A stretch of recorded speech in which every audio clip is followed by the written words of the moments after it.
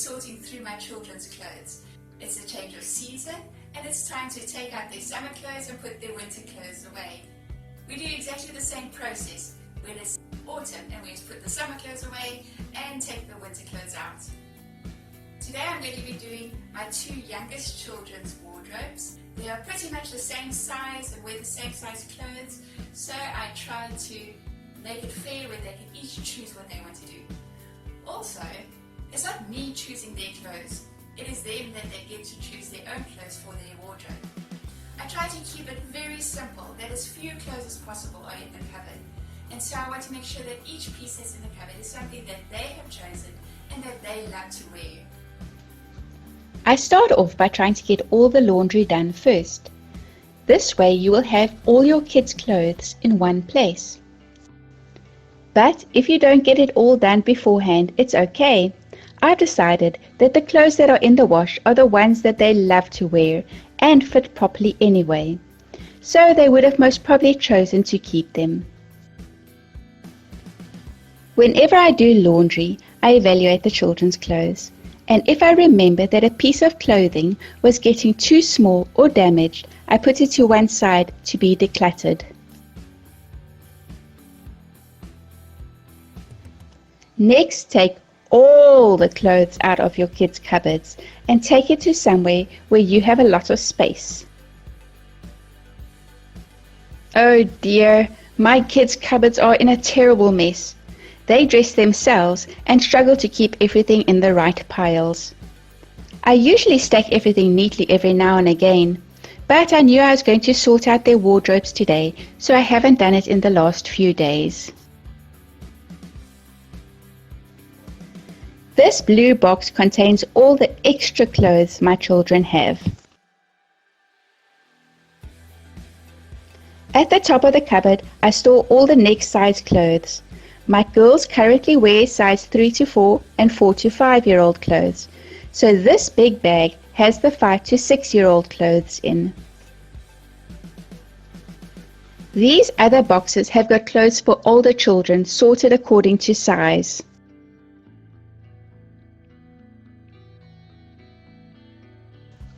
First, I put all the clothes that are currently in my kids' cupboard on the bed. Next, I sort all the clothes by putting like with like in piles. For example, a long sleeve dress pile, a summer dress pile, a jacket pile, piles for long pants, long sleeve shirts, short sleeve shirts, etc. This method works really well for sorting clothes for the change of season, but can also work for just general decluttering of clothes or toys. This jacket is too small. While I'm doing this, I take out any clothes that are damaged, stained, or too small, or that I don't like. This blue box contains all the clothes that the girls never chose last time we chose clothes, so I kept them for extras in case we need them. But now I go through the same process as with the clothes that were in their cupboards. We have a lot of clothes. We are greatly blessed by family and friends that give us clothes that their kids have grown out of. So most of my kids' clothes are second-hand. Family and friends also often give my kids clothes for birthdays and Christmas. For those people who I have known for a long time and can speak openly with, I ask them that if they buy clothes as gifts, that they please choose a size bigger than my kids currently are. So, if they are turning 5, most of their clothing gifts are size 6 to 7. So I store them until they are needed, and my kids always have some new clothes in the cupboard. I do this because I usually have enough clothes that currently fit my kids, so getting clothes the same size they currently are means they have too many clothes to wear at one time. This big bag contains all the clothes that are aged 5 to 6. I was going to sort them too, as I have done with the other clothes, but as I took them out, I realized that they are still way too big for my girls. Here is a bag of clothes we got recently from a friend that I haven't sorted yet. Now I remove all the piles of clothes from the bed, leaving just one pile. I decided to start with the long pants. So I spread out all the long pants all over the bed. This is a mixture of pants that they have been wearing this past season, and the spare pants that were in the box in the cupboard, and the pants that were given to us in the last 6 months. I remove all the pants that are damaged, too small or too big.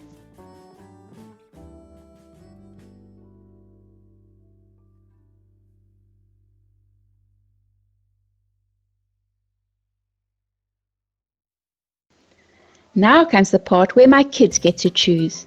Because they are the same size, I let them come one after the other. So the first child comes in and chooses her favorite pair of pants, and then folds them up and takes them back to her cupboard. Then the next child comes in to choose her favorite pair of pants. Some decisions are easy to make and some are more difficult. They take it in turns to choose their next favorite pair of pants, and then their next favorite pair of pants, and then their next favorite pair of pants, until each one has chosen 5 pairs of long pants. Sometimes it takes some negotiation.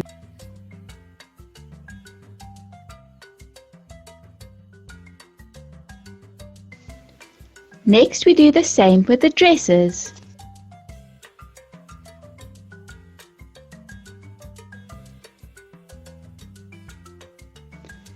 Next, I lay out all the short sleeve shirts and we go through the same process.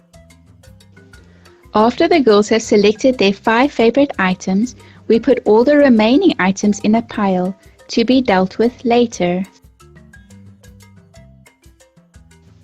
We then do the same with the jackets. Seeing as there weren't very many to choose from, they just had to take whatever there was.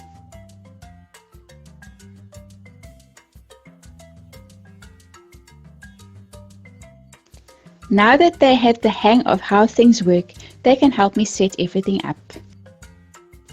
Now we do the same with the short pants, pajamas, etc., etc. You get the picture.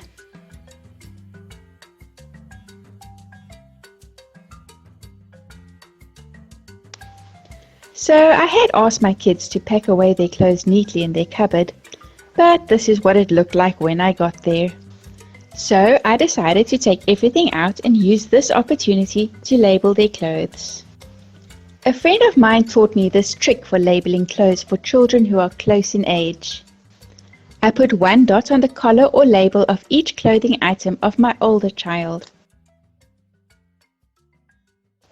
and 2 dots for my younger child. This way, as my older child grows out of her clothes, I will just add a second dot to them when they are passed down to my younger child. But at the moment, while they are a very similar size, it helps me remember whose clothes are whose. Here you can see that in the beginning my children did try to pack the cupboard neatly. Be very careful with your marker. Make sure that you either keep its lid on or keep your pen in a safe place so that you don't write on the clothes by accident. So the amount of clothes that my children have that I find works well for them is having about 5 pairs of long pants, 5 pairs of short pants, 5 long sleeve shirts, 5 short sleeve shirts, and 5 dresses. We are going into summer now, so they will also have 2 light jackets and 1 warm jacket each. They'll also have 2 swimming costumes each. I find that this amount of clothes is manageable in their closets. They seldom run out of clothes and they don't feel limited. Here is the end product. My older daughter's clothes, my younger daughter's clothes, and dresses and jackets hung up, and shoes in a box on the left. I especially put in a lower rail in my kids' cupboards a few years ago so that they can fetch their clothes themselves to get dressed and put their clothes away themselves. Now this is the big pile of clothes that weren't selected. So I sort through them once more. I know that if I was a true minimalist, I would get rid of all of these clothes.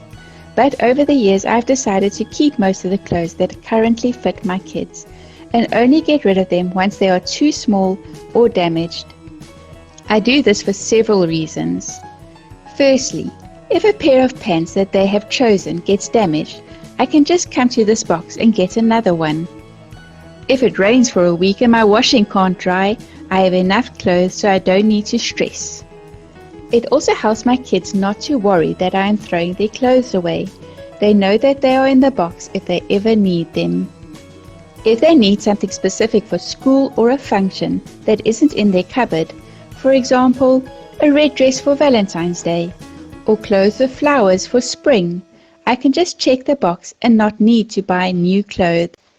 But I do really appreciate not having these extra clothes in my kids' general everyday cupboard. When there are too many clothes, it just becomes overwhelming to choose clothes for the day and to keep the cupboards tidy.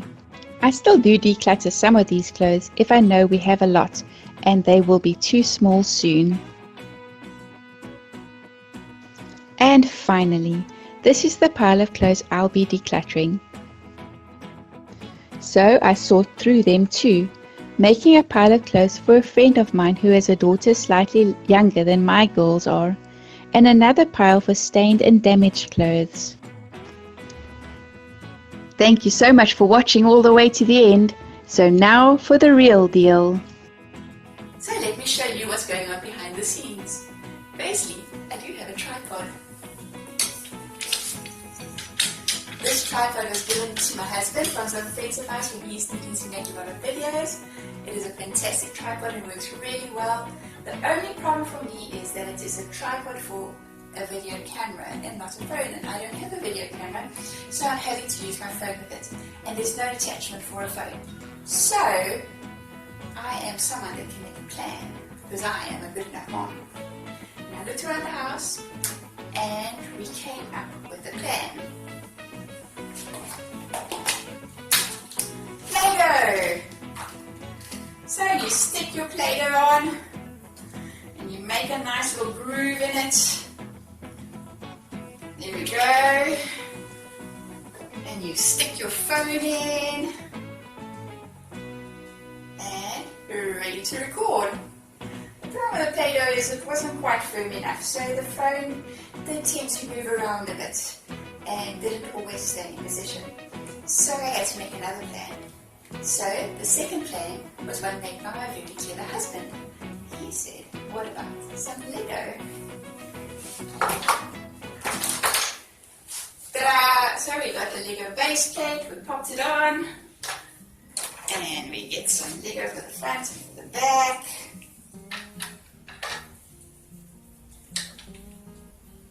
And let's see if this works.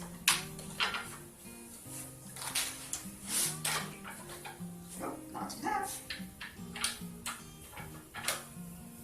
There we go. Obviously, when there's just a few Lego pieces, the phone is not, you cannot position the phone very well. But the magic of this is you can add new Lego pieces to make the phone stand however you want to. So if you're needing to be a bit more straight, then you can just add a few more Lego pieces. And even more, just squeeze one in there, and now it is up, facing upwards. And this is how I do my videos. I have had my phone falling off a few times, so I make sure I've always got some Preston nearby, especially if it's windy outside. Stick some onto the base, stick some here on the phone. There we go, and you're good to go. I hope that makes you smile every time you watch one of my videos. Bye.